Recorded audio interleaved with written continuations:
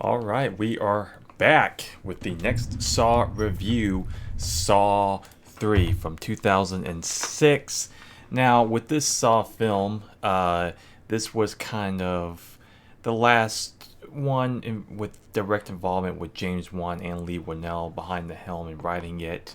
After this, I mean, for them, this story was kind of told and done. After that, it was sort of adopted by other writers and other people behind it, just kind of, you know, taking it to where it goes from there. And, Okay. and, and so, as you can see, kind of like by the end of it, it kind of makes sense as to that being the case.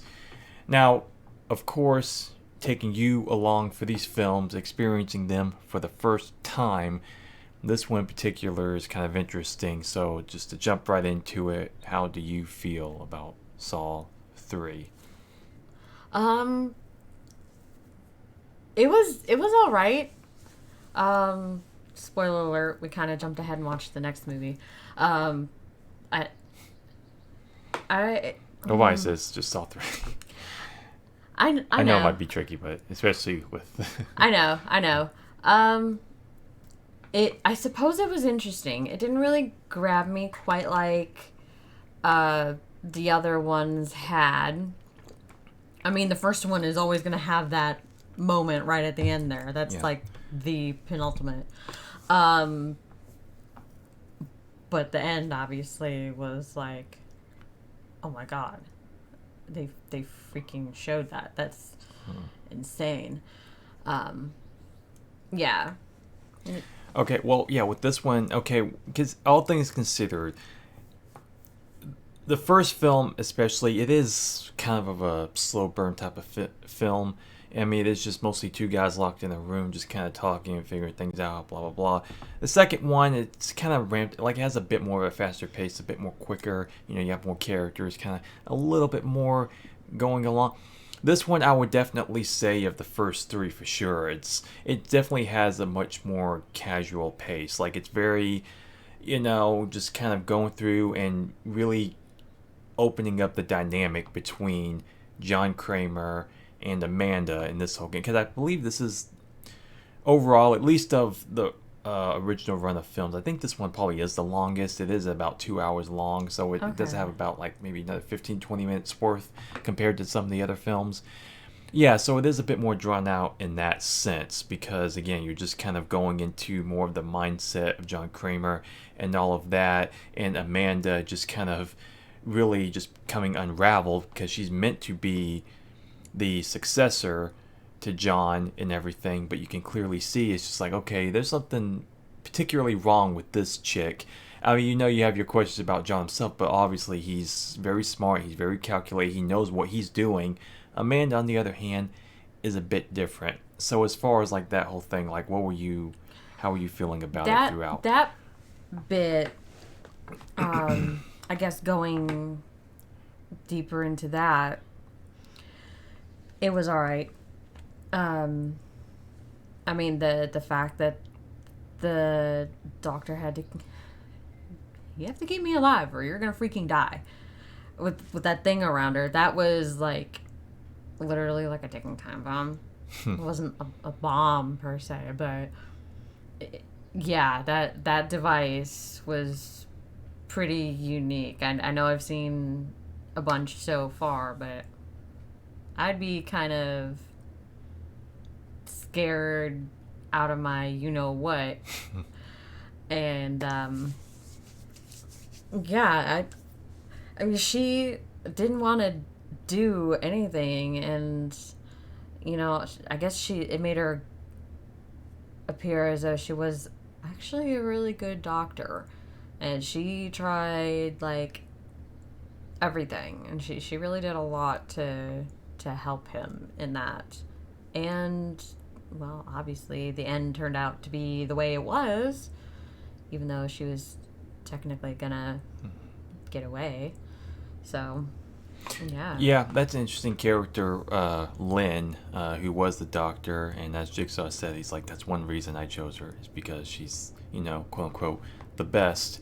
And of course, references to like Dr. Gordon and all that stuff. And Yeah, and so that's what makes it interesting is because, I mean, like a lot of the games, but this one, of course, being this more focused, almost sort of like mental aspect to the games, where some of those are the more interesting ones is where it is more of like a mental thing, just kind of having to, go along and, stick it out for as long as you can.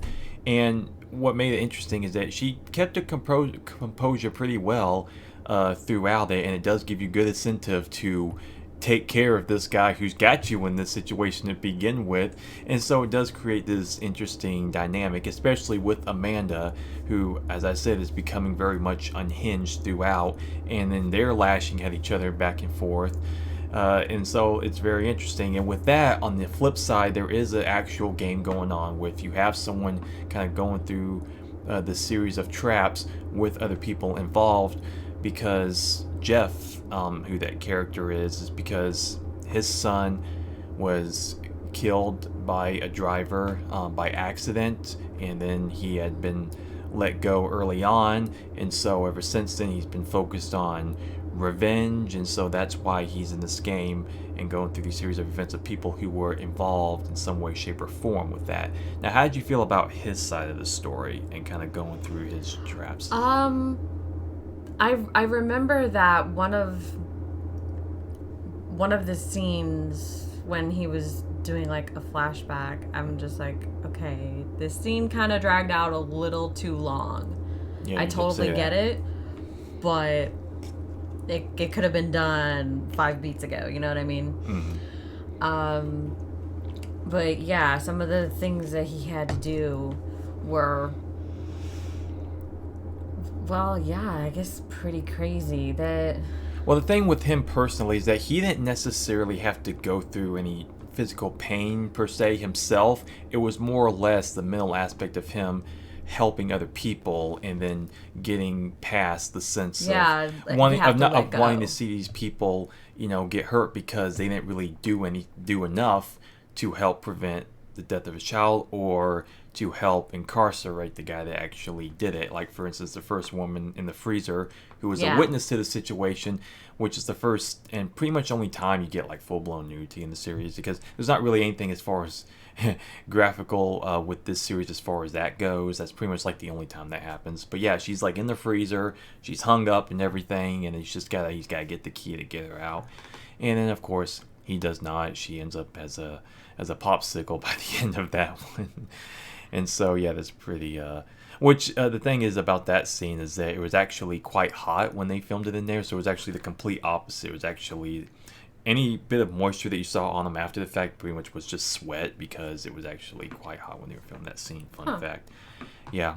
And then the one following that one is the judge and the nasty pig vat. Ugh, not necessarily painful, but rather gross. So I mean, if you had to choose one thing to have to go through, as gross as it is, you probably want to choose that. If anything, you just hope you don't drown in it. But a little pig guts on you, I guess I could nasty, take a good shower. I'd be rotten. I could smell it just sitting here having watched a movie. Like, yeah. Mm-hmm. I can see that scene vividly in my head. I'm like, no. Yuck. yeah. I mean, because it was funny considering it was the second one. It's almost like Fear Factor. Like, you would always have the first challenge of Fear Factor, then the second one is always the gross out thing. They want to make you eat something, or something like that. That's kind of what it was. So he kind of lucked out, although not so much later on, because he kind of he gets blasted in the head by accident. I mean, he would have been just fine, I'm sure, by the end of everything if he wasn't standing in the wrong place, but. So yeah, and then following that up, the third trap is where you get to, what was I think his name was Timothy, I think, the guy in the trap. Now this part in particular, this is the guy who actually did that was and it was turning the rack, yes. This is the guy who actually did hit his kid and who he wanted to get revenge on. And now this trap pretty much is the one that just completely sets the tone of like what the movie is. Like, this is like the big one. And I will say this, throughout this franchise, I'm not very squeamish when it comes to a lot of shit. Okay, a lot of like very little actually bugs me, despite how realistic a lot of stuff is. This is like one of like 2 or 3 traps maybe throughout the entire series that screwed me up when I first watched it, just because it's like the twisting, and it's like I can imagine. And they kind of show the little breakage and being on like the like hands in or that, the and feet. just bones, like just like this. It just hits in such a way. And then you're like, they're not gonna. They're. Oh yeah, they freaking did the head. Okay, that Yes. was yeah.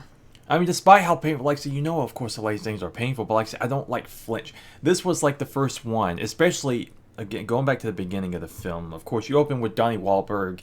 He's still locked away in the bathroom, and so it's about he tries to get himself free. Other than cutting his foot off, he bashes his ankle with the toilet lid that was left over from the first movie.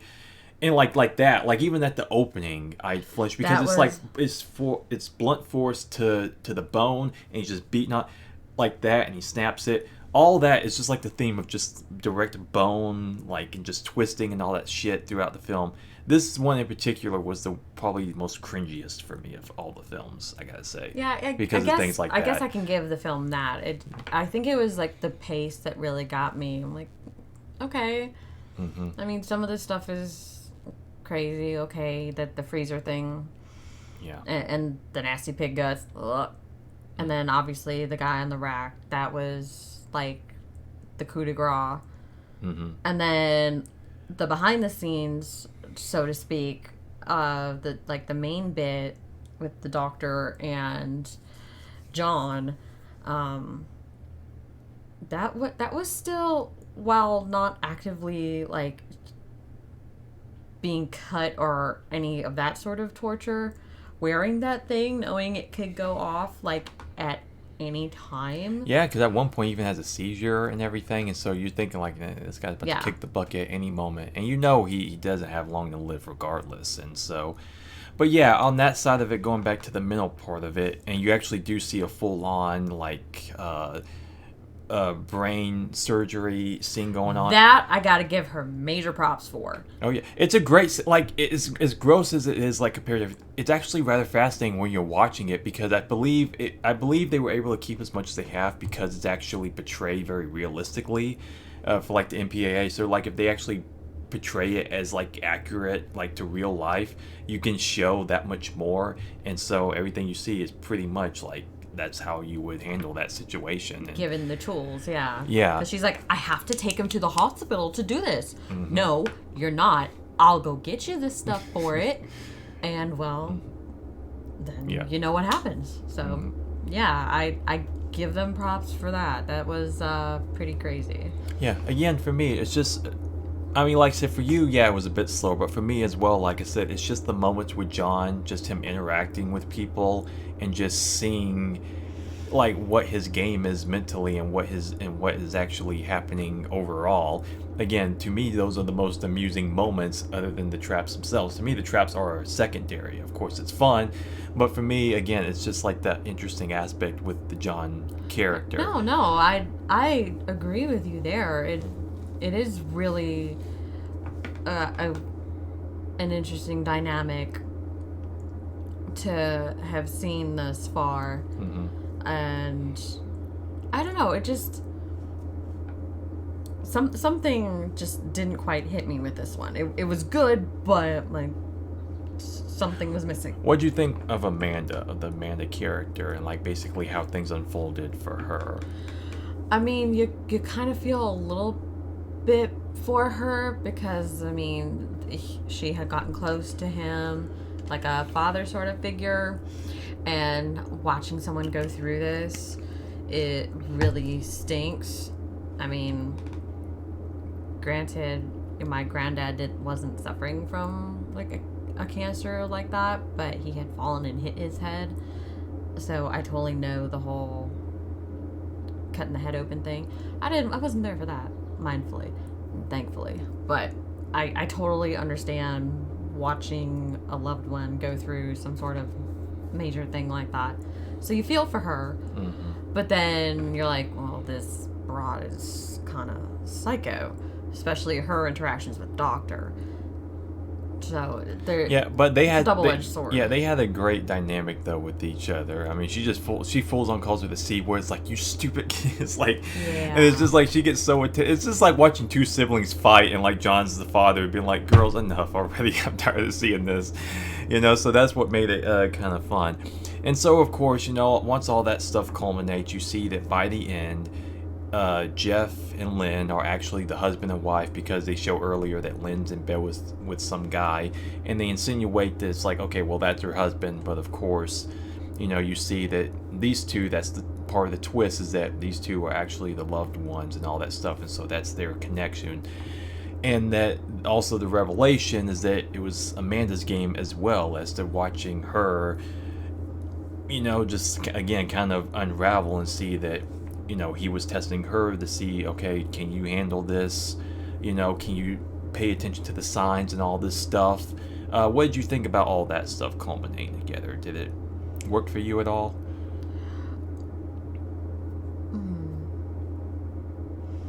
It. I'd say at the end it really all came together Mm-hmm. or came apart. um, it was crazy. The last bit of the movie was definitely like where everything was really happening. Mm-hmm. So yeah, it was really good. I want to go back and rewatch that one maybe someday because I think it's pretty good. Okay. Yeah, because by the end of it, okay, so like Jeff shows up into the room, he has the gun, and he's picking up pieces of gun along the way, along with the pictures and everything, and so like by that point, like Amanda is fed up, you know, she's sitting there questioning, be like, okay, your methods are bullshit, which is like what I was saying before. It's like you don't really have to take his thing as like, oh yeah, the gospel, like, oh yeah, what are you saying? Like again, because like Eric in the previous one, you have Amanda right here directly. It's like, okay, your methods are bullshit. It's like, fix me. She's like, fix me, motherfucker. Yeah, you know, I mean, so you have characters like that just breaking down what he has tried to build up towards, you know, is kind of falling apart right there along with him. And so with that, you know, Amanda winds up shooting Lynn as Jeff is approaching the room, and then with that, he uses the bullet and fires it off at Amanda, shoots her in the neck, and then she winds up dead, and that's when John starts to reveal to Amanda, I was testing you. And following that moment is where John reveals to him, it's like, okay, the final test right here. Can you forgive me for putting you through this and all that? Can you actually forgive? And with that, he says he forgives him, but then he slits his throat with a saw blade. And so this is where you see the villain himself actually get killed off in the third film.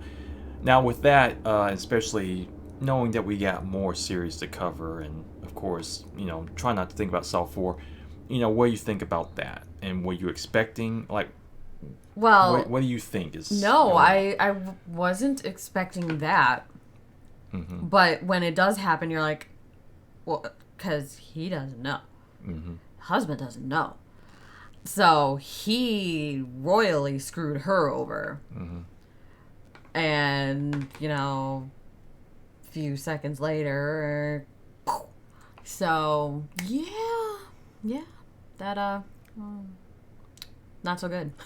Yeah, I mean it's a hell of an intense ending, you know, so much happening at once, and definitely like kind of ends what you think like, yeah, would be the end of the series, but clearly not. And that's again going forward, that's what makes this franchise very unique, as to where the main, you know, sort of villain dies very very early on, and then but all throughout the rest of the series it's really his presence. And the apprentices, of course, they're kind of like, you know, carrying things on, which is interesting because, like I said, for the end, this was it for kind of James Wan, Lee Winnell. And so, yeah, going forward, that's what makes it very unique for me, is because, again, you know, having him killed off here, it's just like, and then you see that Saw 4 is coming, you're like, wait, didn't he die? What the hell did they do? You know, so it yeah, does didn't he leave die? us- Didn't she die? Yep. So, yeah. Yep, That was exactly. definitely like, well, wait, where do you go from here? How many people were there? Yep, exactly. And also on the side note too, I realized that when watching this one is actually technically the director's cut or unrated cut or whatever. And only like the one particularly distinctive scene that I recognized from this is not in the theatrical is like the one where she's about to like go out the door and everything, and then she's about to escape, and she has that little mini confrontation with Amanda. And Oh, the okay. ending is edited a bit differently. I mean, it's still pretty much the same thing, but I could show you probably in a little bit, but the editing is edited slightly differently, which is kind of the case with other kind of unrated versions. But Well, for the yeah, unrated. I would imagine they show a heck of a lot more, especially with the shotgun neck collar trap going off, and there's like nothing left. Ugh. Yeah, yeah. Okay, so all in all, overall, how would you kind of rate it? I don't know. I honestly have to see all the rest of the movies and probably watch Spiral again, even though I know Spiral is really Well, it's good. all three on its own. Like, especially like say you look at the previous two and leading to this point. Um, the previous two had like a lot of, well, the first one didn't really have like a lot of. He sawed his foot off, so that was about as No, like I honestly said, as I bloody mean, as it was. But and then the second one, all those people were in the house, and there was like a lot of kind of gory, sort of mhm. psycho traps. And then the third is yeah, definitely the more thinky one, but there's still some stuff going on that like will definitely be kind of gross to watch. Guy on the rack, the doctor at the end. So mm, I don't really know. I don't know if I can put my finger on a number.